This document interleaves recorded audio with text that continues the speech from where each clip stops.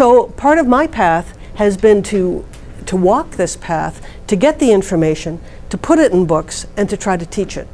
So in the old days, it was all very secretive. You know, you had to be initiated, secret societies. But these are the days where everything is shared, and the more we share, the more we're given.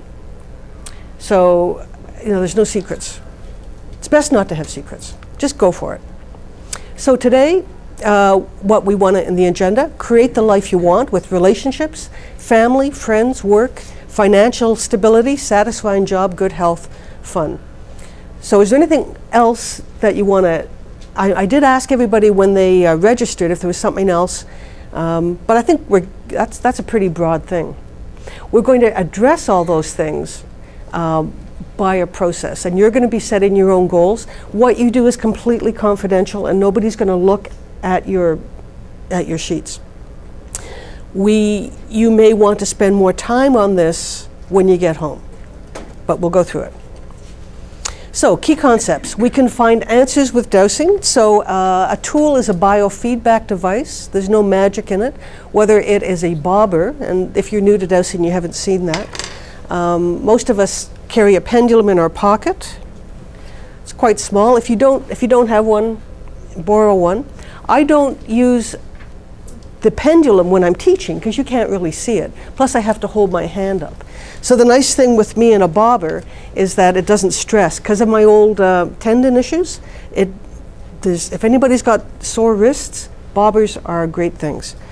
Then of course the other, just for completeness for the folks who haven't seen this, L rods, so-called because they're in the shape of an L, also called swing rods, and people can find things. So you can show me a yes with that and show me a no.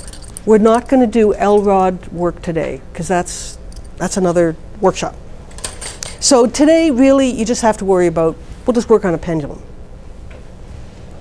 So dowsing is a great way to connect superconscious, subconscious, conscious minds. People have heard of Edgar Cayce, the sleeping prophet.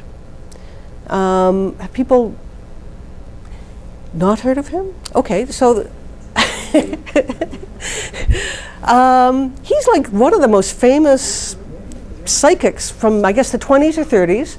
But his thing was he would go unconscious, and then, as I understand it, and say things, and then people around him would write it down. And he was very well respected, and there's still today the Edgar Cayce societies, and they all meet in Virginia Beach. But we've evolved since then that we can stay conscious. So you've heard of shamanic journeying, where they beat the drum and you go someplace and then you come back. And sometimes when people do that, they don't know where they've been. I've asked, well, where did you go? I don't know. What did you do? I don't know. So people are going unconscious, going into the other realms, and they don't know what they're doing. It's extremely dangerous. You get lost over there. So with the dowsing, we stay conscious. The tools help keep us safe and guided when we go and work with interdimensional energy, which is what I spend a lot of my time doing, interdimensional energy work. So dowsing's great for that. It's just a biofeedback device. Energy psychology, this is what we're moving. Has anybody heard of emotional freedom technique or EFT? A few people. It's the tapping thing, which is still apparently not recognized as a valid treatment, even though there's tons of books written on it and lots of evidence, especially for treating post-traumatic stress disorder. The powers that be don't really yet recognize energy psychology. But as Carolyn Myss once said, if you choose to evolve at the same rate as the rest of the world, you'll be back there somewhere. So what you have a choice to do is to examine for yourself some of these new technologies, dowsing, energy psychology, and see if they apply to your own life. I mean, evolve at your own rate, because it's really our own journey. Nobody else can do your journey. We can't do our kids' journeys or our parents' journeys or anybody else's. We only have our own journey. Clear communication equals clear relationships, or communication equals love. So often we're just so afraid to express our truth, and this is true for me too. Like, I'm not perfect. The reason I can stand up and say a lot of this stuff because I have made these mistakes. I have screwed up in so many ways and then clawed my way back out.